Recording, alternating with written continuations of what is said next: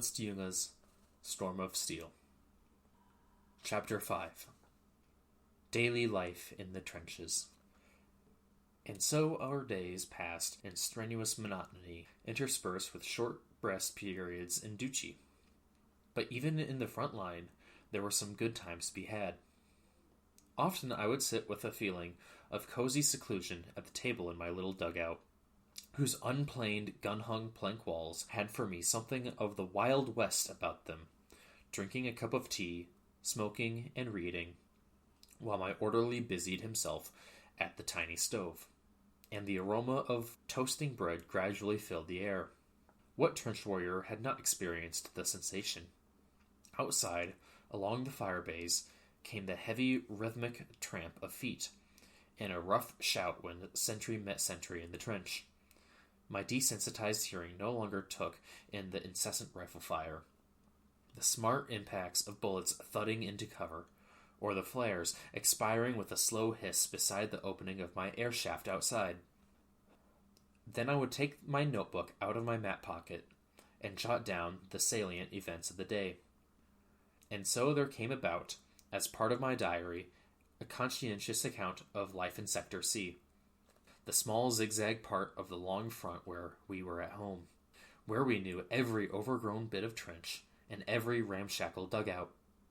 Round about us, in the mounds of earth, rested the bodies of dead comrades. Every foot of ground had witnessed some sort of drama. Behind every traverse lurched catastrophe, ready day and night to pluck its next chance victim. And yet we all felt a strong bond to our sector, as though we had grown together with it. We had seen it when it was a black ribbon winding through a snowy landscape, when the florid thickets round about flooded it with narcotic scents at noontide, and when pallid moonbeams wove webs around its dark corners, while squeaking clusters of rats went about their ghastly business. We sat on long summer evenings cheerfully on its clay ramparts, while the balmy air wafted the sounds of our busy hammering and banging and our native songs in the direction of the enemy. We plunged over beams and chopped wire, while Death, with his steel club, assaulted our trenches, and slothful smoke slunk out of our shattered clay ramparts. Many times the colonel wanted to transfer us to a quieter section of the regimental line, but each time the company begged him as one man to let us remain in C sector. There now follows a selection from my diary entries taken at the time from those nights at Muncie. 7th of October, 1915. Standing at dawn on the fire step opposite our dugout, next to the sentry, when a rifle bullet ripped through his forage cap without harming a hair on his head. At the same time, 2 pioneers were wounded on the wires. One had a ricochet through both legs, the other a ball through his ear. In the morning, the sentry on our left flank was shot through both cheekbones. The blood spurted out of him in thick gouts. And, to cap it all, when Lieutenant von Ewald, visiting our sector to take pictures of Sap N barely 50 yards away, turned to climb down from the lookout, a bullet shattered the back of his skull, and he died on the spot. Large fragments of his skull were left littering the sentry platform. Also, a man was hit in the shoulder, but not badly. 19th of October. The middle platoon section of trench was attacked with 6-inch shells. One man was hurled against the post by the blast so hard that he sustained serious internal injuries, and a splinter of wood punctured the artery in his arm. In the early morning fog, as we were repairing our wires on the right, we came upon a French corpse that must have been there for many months. That night 2 men were wounded while unspooling wire. Gutschmidt was shot in both hands and one thigh. Schaefer took a bullet in the knee. 30th of October. Following a torrential downpour in the night, all the traverses came down and formed a gray sludgy porridge with the rain, turning the trench into a deep swamp. Our only consolation was that the British were just as badly off as we were, because we could see them bailing out for all they were worth. Since our position was a little more elevated than theirs, we even managed to pump our excess their way. Also, we used rifles with telescopic sights on them. The crumbled trench walls exposed a line of bodies left there from the previous autumn's fighting. 9th of November. was standing next to Territorial Weigmann in front of Altenburg Redoubt when a long shot passed through his bayonet, which he was carrying over his shoulder, and gave him a bad wound in the groin. Those British bullets, with their brittle points, are dum-dum by any other name. Dum-dums are a soft-nosed bullet. 1897. Name of a military station and arsenal near Calcutta, India. They have been, at different times, disapproved of and declared illegal. Staying in these little earthworks, tucked into the landscape, where I am based with half a platoon, offers more freedom of movement than the front line. A gentle slope comes between us and the front. Behind us there's an ascent to the wooded hill of Adenifer. 50 paces behind the fortifications, in a rather poorly selected location, it is our latrine. A long beam supported on 2 trestles over a ditch. The men like to spend time there, either reading the paper or for companionship, in the manner of canaries say. This is the font of all the various sinister rumors that course around the front, and that go by the name of bog talk. In one instance, admittedly, the coziness is shattered by the fact that the place, while not overlooked by the enemy, is still vulnerable to fire over the low rise. If they aim just over the ridge, the bullets pass through the dip at chest height, and a man has to lie flat on his floor to be safe. So it sometimes happens that in the same session, 2 or 3 times, more or less clothed, you have to measure your length to allow a machine gun burst, like a musical scale, to pass over your head. It's the occasion for all sorts of ribaldry, of course. Among the more positive aspects of our situation is the availability of game, in particular pheasants, untold number of which inhabit the fallow fields. For want of shotguns, we have to sneak up on the rather dim cockpot volunteers and blow their heads off. Otherwise, there's not too much left to eat. You have to remember not to get too carried away in the heat of the chase. Otherwise, the huntsman risks becoming the quarry if the trenches below get sight of you. Rats we go after with steel traps. Admittedly, the beasts are so strong that they try and take the traps with them. Their nosy efforts bring us charging out of our dugouts to finish them off with clubs. We've even devised a type of hunt for the mice who nibble our bread. We all but empty a cartridge, and using a paper pellet for a bullet, we try to shoot them with that. Last but not least, with fellow NCO, I've thought up another type of shooting sport. Quite exciting, though again, not without its perils. In conditions of fog, we go out collecting up unexploded shells, little ones and big ones, some weighing 100 weight or more, all usually in plentiful supply. We set these up at some distance away, and then, hidden behind shooting slits, we bang away at them. We don't need anyone to examine the targets to tell us how we've done, because a shot in the fuse, announces itself right away with a hideous blast, which is greatly increased if it's a case of all 9. In other words, if the explosion carries through a whole row of unexploded duds. 14th of November. Last night I dreamed I was shot in the hand.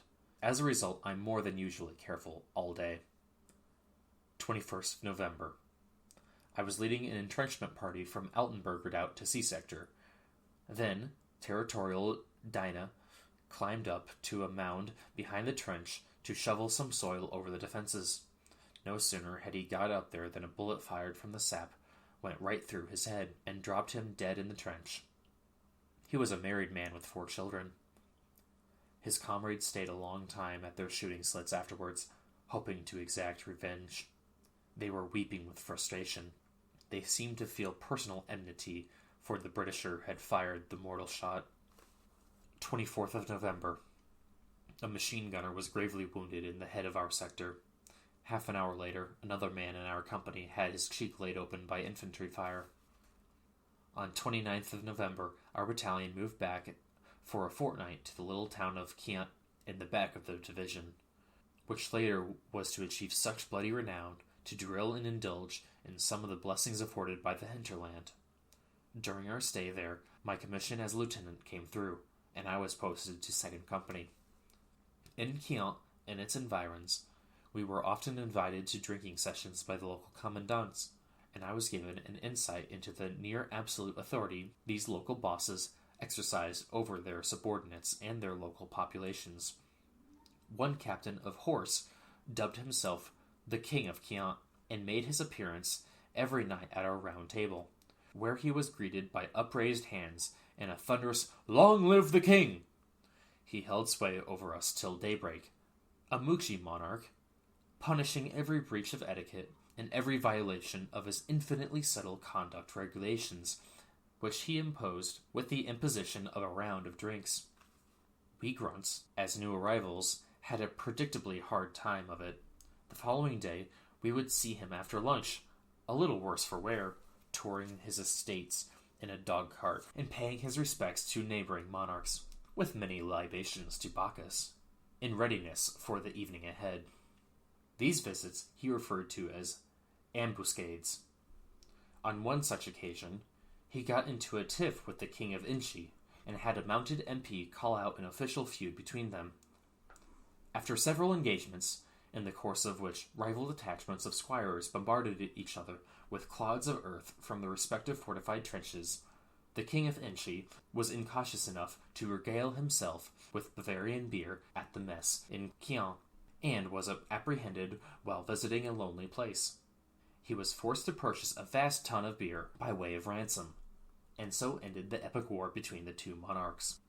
On the 11th of December, I went over the top to the front line to report to Lieutenant Wetya, the commander of my new company, which occupied C sector in turn about with my former company, the 6th. As I was about to leap into the trench, I was shocked at the change in position in just a fortnight. It had collapsed into a huge, mud-filled pit in which the occupants sloshed around miserably. Already up to my hip in it, I thought ruefully back to the round table and the King of Kian. We poor grunts! Almost all the dugouts had collapsed, and the shelters were inundated. We had to spend next week working incessantly, merely to get something resembling terra firma underfoot.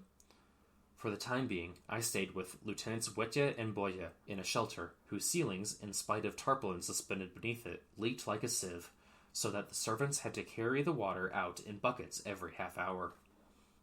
When I left the shelter completely sodden the following morning, I couldn't believe the sight that met my eyes. The battlefield that previously had borne the stamp of deathly emptiness upon it was now as animated as a fair-ground.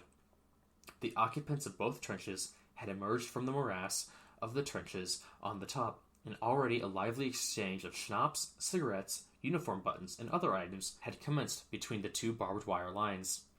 The throng of khaki-clad figures emerging from the hitherto so apparently deserted English lines seemed as eerie as the appearance of a ghost in daylight. Suddenly, a shot rang out that laid one of our men dead in the mire, whereupon both sides quickly scuttled back into their trenches. I went to that part of our line which fronted on the British sap, and called out that I wanted to speak with an officer, and lo, I saw several British soldiers going back and returning with a young man from the firing trench who had on, as I were able to see through my field glasses, a somewhat more ornate cap than they did. We negotiated first in English, then a little more fluently in French, with all the men listening. I reproached him for the fact that one of our men had been killed by a treacherous shot, to which he replied that it hadn't been his company, but one adjacent. "There are some unscrupulous bastards on your side, too," he remarked, when a few shots from the sector next to ours plugged into the ground not far from his head, causing me to get ready to take fire. We did, though, say much to one another that betokened an almost sportsmanlike admiration for each other, and I'm sure we should have liked to exchange mementos. For clarity's sake, we gave a solemn mutual declaration of war, to commence 3 minutes after the end of our talks, and following a "good night" on his part and an "au revoir" on mine. To the regret of my men, I fired off a shot that pinged against his steel loophole, and got one myself that almost knocked the rifle out of my hands. It was the first time I had been given the opportunity of surveying the battlefield in front of the sap, seeing it as otherwise one couldn't even show the peak of one's cap in such a perilous place. I saw that immediately in front of our entanglements There was a skeleton whose bleached bones glimmered out of the scraps of blue uniform. From the British cap badges seen that day, we were able to tell that the regiment facing ours were the Hindustani Leicesters. Shortly after our negotiations were concluded, our artillery fired off a few rounds at the enemy positions, whereupon, before our eyes, 4 stretchers were carried across the open field without a single shot being loosed off at them from our side. I must say, I felt proud. Throughout the war, it was always my endeavor to view my opponent without animus, and to form an opinion of him as a man on the basis of the courage he showed. I would always try and seek him out in a combat and kill him. In it I expected nothing else from him, but never did I entertain mean thoughts of him. When prisoners fell in my hands, later on, I felt responsible for their safety, and would always do everything in my power for them. As Christmas approached, the weather seemed to worsen. We had recourse to pumps in our efforts to do something about the water. During this muddy phase, our losses also worsened. So, for instance, I find my diary for 12th of December. Today we buried 7 men in Duchy, and 2 more were shot. And for the 23rd of December, mud and filth are getting the better of us. This morning at 3 o'clock, an enormous deposit came down at the entrance to my dugout. I had to employ 3 men who were barely able to bail the water that poured like a freshet into my dugout. Our trench is drowning. The morass is now up to our navels. It's desperate. On the right edge of our frontage, another corpse had begun to appear. So far, just the legs. We spent Christmas Eve in the line and, standing in the mud, sang hymns to which the British responded with machine gun fire. On Christmas Day, we lost 1 man to a ricochet in the head. Immediately afterwards, the British attempted a friendly gesture by hauling a Christmas tree up to their traverse, but our angry troops quickly shot it down again, to which Tommy replied with rifle grenades. It was all in all a less than merry Christmas. On the 28th of December, I was back in command of the Altenburg redoubt. On that day, Rifleman Hone, one of my best men, lost his arm to a shell fragment. Heidoting received a bad thigh wound from one of the many bullets that were whizzing round our earthworks in the Hallow, and my faithful August Kettler was the first of many servants to die in my service.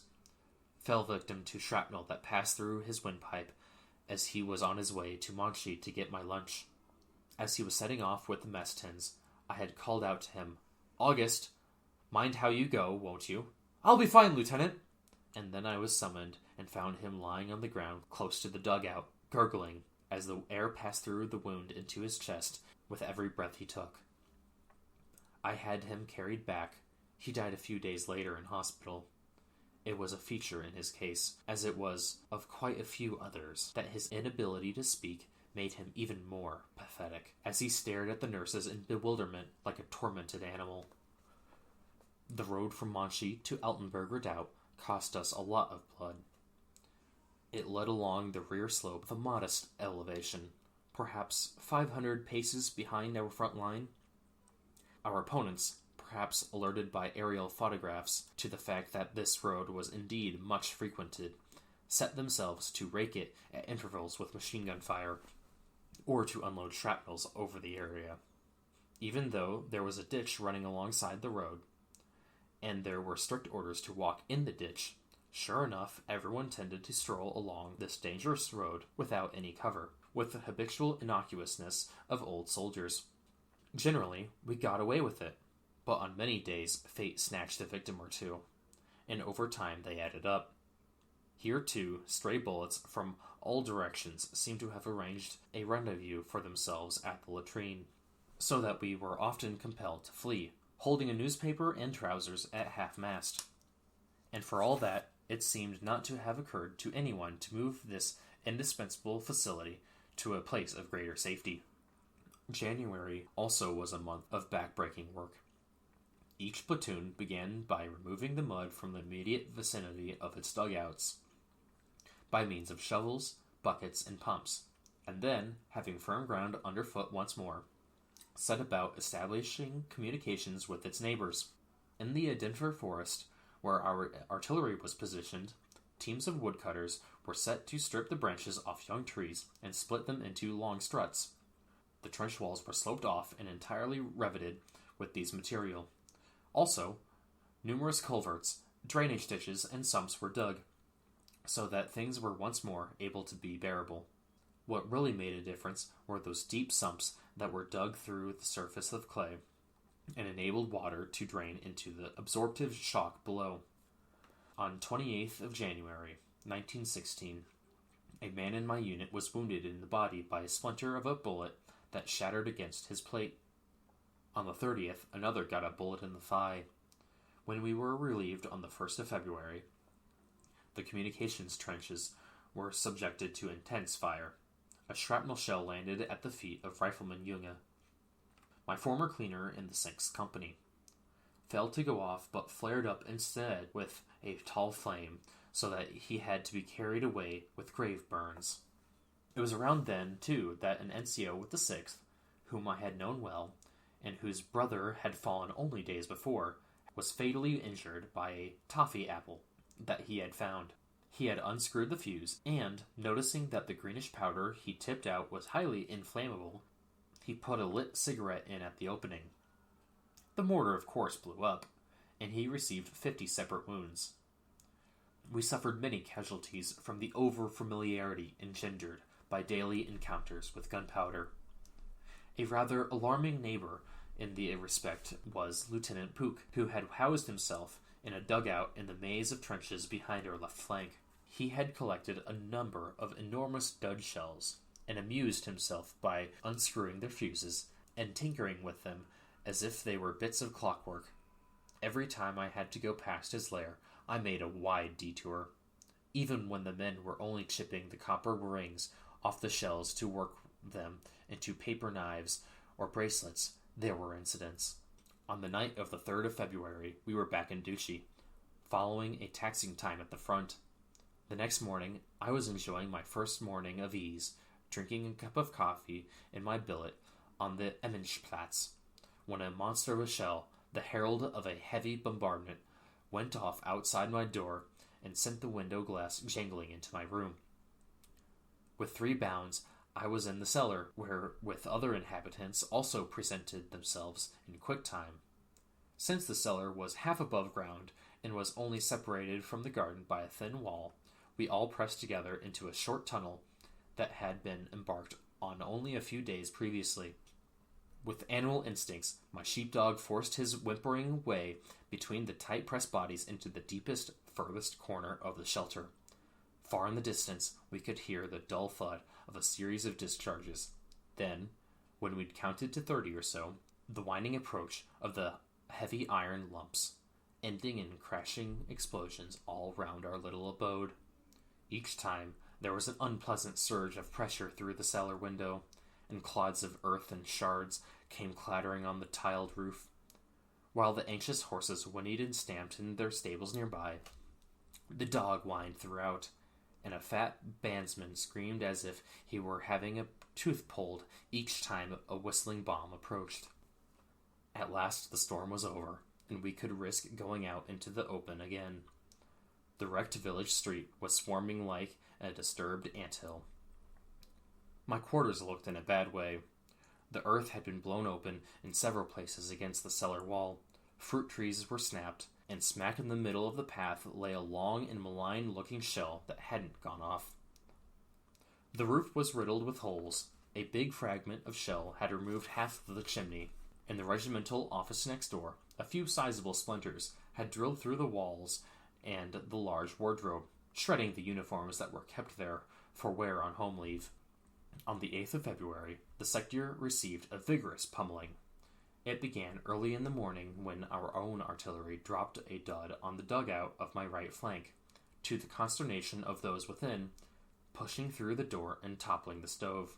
This event, which could have passed off so much worse, was immortalized in a sketch of 8 men trying to get out past the smoking stove through the shattered door, while the bomb lay in the corner, rolling its eyes wickedly.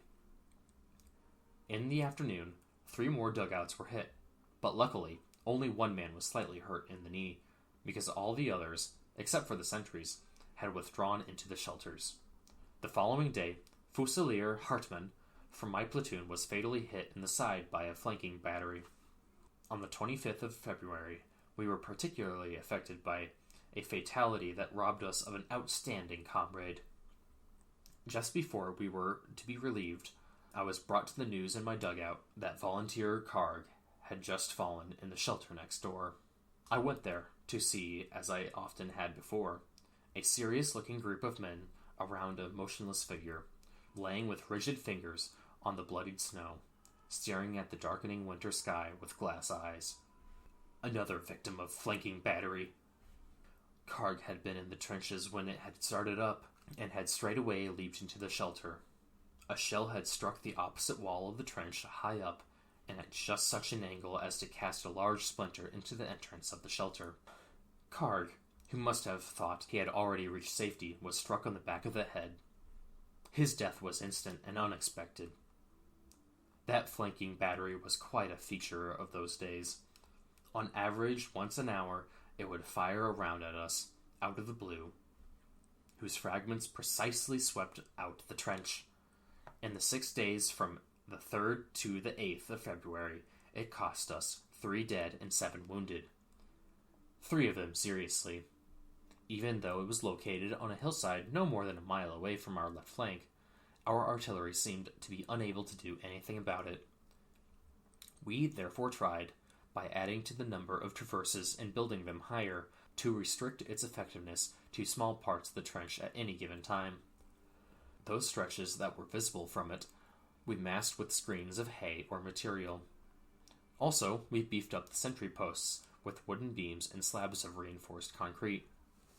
But even then, because of the way the trench was used as a thoroughfare, the odds favored the English gunners in their efforts to pick us off without excess use of munitions.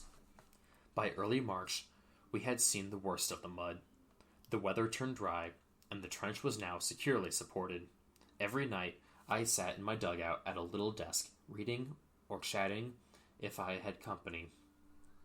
There were 4 of us officers, including the company commander, and we lived together very harmoniously, drinking coffee in one or another of our dugouts, or having supper together, often over a bottle or 2, smoking, playing cards, and enjoying rather baronial conversations. On some days, there was herring with boiled potatoes and dripping, which was considered quite a feast. In the memory, such congenial hours made up for other days of blood, filth, and work. Also, they were only possible in this long stationary phase of the war, where we had all bonded together, and an almost peacetime routine had evolved. Our principal source of pride was our building work, which HQ broadly left us to get on with by ourselves. Through constant work, one 30-step shelter after another was dug out of the chalk and clay soil, and linked by cross passages, so that we could go from right to left of our frontage in safety and comfort, entirely underground. My own favorite project was a 60-yard underground passage linking my dugout with the company commander's, with our dormitories and munition depots off to either side, just like regulation corridor. All this was to come in handy in the fighting to come. When we met in the trenches after morning coffee, we even had newspapers delivered to the front, at least some of the time, all clean and with our foot rules in our hands. We compared progress, and our talk was of shelter frames, dugout designs, rate of progress, and other such matters. A popular subject was the construction of my boudoir, a little cubbyhole off the underground passage, dug into the dry chalk, a sort of warren where we could have happily dozed through the end of the world. For a mattress, I had set aside some fine mesh wire, and the wall coverings were of some special sandbag material. On the 1st of March, I was standing by territorial Ikman, who was to fall not long afterwards. A shell landed the other side of a tarpaulin next to us. The splinters fizzed past us without hurting either of us.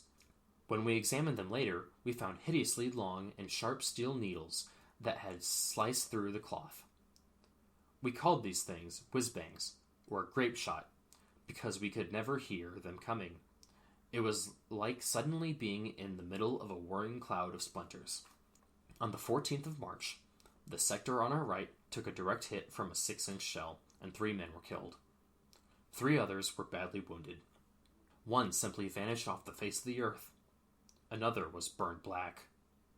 On the 18th, the sentry in front of my dugout was struck by a shell fragment that cut open his cheek and took off the tip of his ear. On the 19th, on our left flank, Fusilier Schmidt II was shot in the head. On the 23rd, to the right of my dugout, Fusilier Lohmann fell, shot in the head. That same evening, a sentry reported that an enemy patrol were stuck in our wire. I led a party to look and see, but we found no one. On the 7th of April, on our right flank, Fusilier Kramer received head wounds from some bullet fragments. This type of wounding was very common because the English munitions were so soft as to fragment on contact. In the afternoon, the area immediately around my dugout came in for some heavy and sustained bombardment. The skylight was smashed, and, on every new impact, a hail of dried clay came sprinkling through the opening, though we made a point of finishing our coffee together.